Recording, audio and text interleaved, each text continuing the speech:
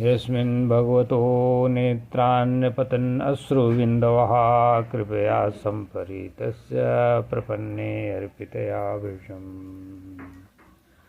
अरे प्रभु की करुणा से उपजा पावन यह बिंदु सरोवर है। सरस्वती के जल से पूरित अमृत सा मंगलमय है। भक्त की व्याकुलता देख जहाँ हरि के नयनों से नीर गिरा। महर्षिगण नित सेवन करते वह तीर्थ सुखकारी है बड़ा। दिव्य वृक्ष दिव्य वृक्ष और बेलों से वह तट हरदम छाया रहता। मधुर स्वरों में पंछी गाते मृगों का झुंड वहाँ पे विचरता। हर ऋतु के फल फूलों से वह वन श्रेणी शोभा पाती। प्रकृति की अनुपम सुंदरता मन में नव उल्लास जगाती। श्री राम जय जय राम, श्री राम जय जय राम। मत भ्रमर गुंजन करते पंछी चहकते चहुओर वहाँ। पंख फैला कर नाचते मोर जैसे कोई नर्तक वहाँ। कोयल की कूक निराली है जो प्रेम का संदेश सुनाती है। मानो अपनों को बुला रही वह मधुर राग फैलाती है। कदम्ब चंपक और अशोक बकुल करंज की छाया है। मंदार कुंद और आम्र वृक्षों ने सुंदर रूप सजाया है। पुष्पों की भीनी खुशबू से वह सारा आश्रम महका। एक कली हर एक पत्ता वैभव का अपना राग चहकता। अरे हंस कारंडव और सारस जल पर कल्लोल मचाते हैं। चक्रवाक और चकोर पक्षी मीठे स्वर में गाते हैं। जल मुर्गों की वह क्रीड़ा जल को भी चंचल जो करती है। पावन सरोवर की वह ध्वनि मधुर कानों में अमृत घुलती है। हरण सुअर सिंह व्याघ्र सब वैर भाव को भूल खड़े। हाथी बानर गोपुच्छ वहाँ निर्भय हो कर वे विचरे। कस्तूरी की है गंध जहाँ कण कण को पावन करती है। पशु पक्षियों की वह मैत्री है जो मन को विस्मित करती है। आदिराज मनुसुता सहित जब उस उत्तम आश्रम आए। देखा मुनिवर अग्निहोत्र से निवृत्त होकर वहाँ बैठे हुए। अरे तप की आभा से दीप्तिमान वे शांत चित्त मुस्काते थे। परम पुरुष के ध्यान में डूबे साक्षात तप में लगे भाते थे। श्री राम जय राम जय जय राम श्री राम। तब की आभा से दीप्तिमान वे शांत चित्त मुस्काते थे। परम पुरुष के ध्यान में डूबे सुंदर शोभा पाते थे। लंबा शरीर विशाल नयन जैसे कमल दल खिले हुए। जटा मुकुट और चीर वस्त्र तप के रंगों में भरे हुए। अत्यंत तपस्या करने पर भी दुर्बल न उनका घात हुआ। प्रभु की कृपामयी दृष्टि से मुखमंडल अति प्रदीप्ति को प्राप्त हुआ। बिना सान पर चढ़ी हुई जैसे कोई वो महामणि हो। मैले वस्त्रों में छिपी हुई मुनि की वह दिव्य कांति जो। श्री राम जय राम जय जय राम श्री राम जय राम जय जय राम श्री राम जय राम जय जय राम श्री राम जय राम जय जय राम। यहाँ एक बहुत छोटी टिप्पणी निवेदन है कि अत्यंत तपस्या करने पर भी उनका शरीर दुर्बल नहीं हुआ और हृष्टपुष्ट हुआ। बहुत दीर्घ काल तपस्या किए बिना कुछ खाए पिए। तो ये किस कारण से हुआ? ये भगवान की कृपामयी दृष्टि पड़ने से हुआ। और जैसा वहाँ मन शत्रुपा के तपस्या के समय में देखने को मिला, उसी प्रकार यहाँ पे है। जब मन शत्रुपा तपस्या कर रहे थे भगवान को पुत्र रूप में पाने के लिए, तो कुछ खाए नहीं बहुत दिन तक, तो शरीर क्षीण हो गया।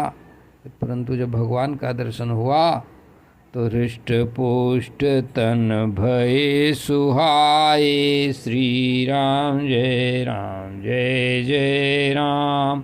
मानो अबहि भवन ते आए। श्री राम जय जय राम। अब इस अध्याय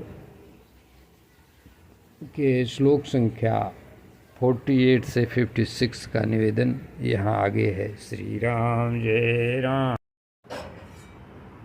तो इस प्रकार से यहाँ पे अभी देवहूति जी को लेकर के उनके पिताजी मनोहर शत्रुपा जी आने वाले हैं और माहौल बहुत ही सुंदर है। और उस समय का ये प्रसंग है। अध्याय 21 का स्कंध 3 का श्लोक 48 से आगे निवेदन आप लोग देखते रहिए। श्री राम। अरे कुटिया में आए नृपवर को मुनि ने जब आते देखा। किया प्रणाम नृपति ने तब खिंच गई भक्ति की रेखा। अरे किया प्रणाम नृपति ने तब खींची भक्ति की एक रेखा। अरे मुनि ने दिया शुभाशीष उन्हें सत्कार किया विधिवत पूरक। सत्कार किया विधिवत पूरा अतिथि देव की सेवा में अत्यंत प्रेम से भरा पूरा। जब आसन पर मनु बैठ गए, मुनि ने तब उनकी पूजा की। अरे बोले मधुर बचन मुनिवर, प्रभु की आज्ञा चित्त में धर ली। हे राजन मन प्रसन्न है, देख कर आपका आगमन। आपकी वाणी आपका दर्शन, पावन करता है सबका मन। अरे निश्चय ही प्रभु विष्णु हरि की आप शक्ति है पालनी। सज्जनों की रक्षा के हेतु दुष्टों को है कालिनी। आपका विचरण प्रभु इस जग में धर्म सुरक्षा का आधार। आपके ही बल से टिका है सुख में यह सारा संसार। अरे सूर्य चंद्र और अग्नि वायु यम वरुण रूप, ये रूप जो धारण करते आप स्वयं ही धर्म न्याय के रूप हो। विष्णु रूप उन शुक्ल पुरुष को सादर मैं प्रणाम करूं, जिनकी आज्ञा शीश चढ़ा कर भवसागर को पार करूं।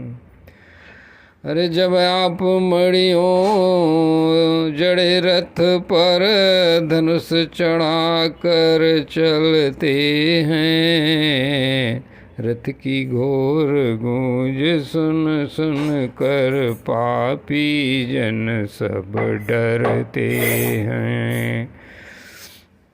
कांप उठती है धरा देख कर सेना के पदचाप भारी। सूर्य तुल्य तेजस्वी आप रक्षक हैं ये दुनिया सारी। यदि न आप भ्रमण करें तो मर्यादाएं टूट जाएंगी।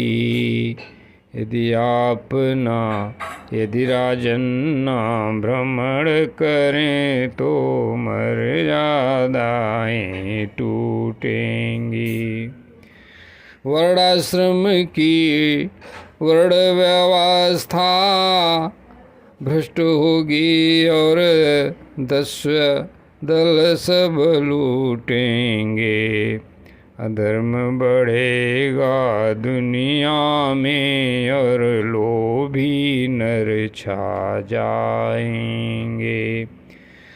आप बिना रक्षक के राजन सब जन दुख ही पाएंगे।